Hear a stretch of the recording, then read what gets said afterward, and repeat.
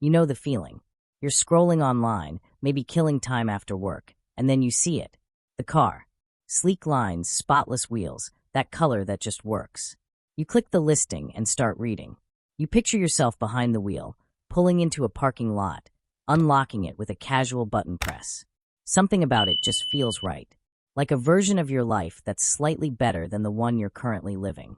Because here's the thing nobody really talks about when you're standing at the dealership or refreshing that listing at midnight. A lot of people don't actually buy cars.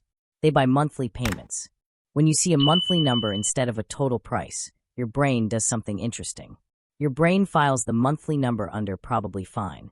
Your actual bank account, if it could talk, might have different thoughts. Think about how almost every subscription, installment plan, and financing offer is structured. Nobody leads with the total. Your phone company doesn't say, your new phone will cost you $1,400. They say it's $59 a month. Car dealerships work the same way. When you walk in, the conversation almost always drifts toward the monthly payment. What can you do per month? What feels comfortable? When a bank lends you money to buy a car, they're not doing it out of goodwill. The extra amount is interest, the price of using their money now instead of waiting until you'd saved it yourself. You borrow $25,000 for a car. At the end of the loan, you've paid back $25,000 plus interest. The longer you take to pay back the loan, the longer interest has time to accumulate. Option 1. Pay the car off in 3 years, and your monthly payment is around $700. Option 2. Spread it out over 6 years, and now you're only paying $450 a month. Your eyes probably go straight to the 450.6 years is a long time. Think about where you were 6 years ago. Now imagine still making payments on that version of a car. Cars don't hold their value. They depreciate. They become worth less over time. The moment you drive a new car off a dealership lot, it's already worth less than you paid for it. Your car is currently worth $18,000, but you still owe $22,000 on the loan. That $4,000 gap? That's negative equity.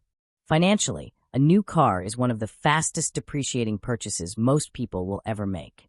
A significant chunk of value can disappear in the first year alone. Here's a number that almost never gets discussed at the dealership. The total cost of owning the car. Not the sticker price, not the monthly payment, but everything. Most car purchases are not made with a spreadsheet open. They're made with a feeling. You've already test-driven it. You can feel the steering wheel. You've already mentally parked this car in your driveway. Cars are visible in a way that most financial decisions aren't. Nobody can see your savings account when you're walking down the street, but everyone sees your car. Someone could be driving a car that impresses everyone and have almost nothing in savings. And someone else could be driving a 10-year-old car nobody notices and be genuinely, quietly building financial security. A used car has already gone through its sharpest depreciation drop. When someone buys a new car and drives it for a year or two, they absorb that initial loss. When you buy that same car used, you're paying something closer to what it's actually worth. You buy a car. You make payments for a few years. The car is mostly fine, but you want something newer.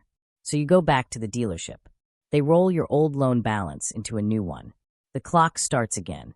Would you still want this specific car if nobody saw it? Can you genuinely afford the total cost, not just the monthly number? Are you buying this because it solves a real problem, or because of how it will look or feel? The monthly payment feels like the real number. It isn't. The real number is everything you'll pay over the entire life of the loan. A car is transportation. Make sure you own the car, not the other way around.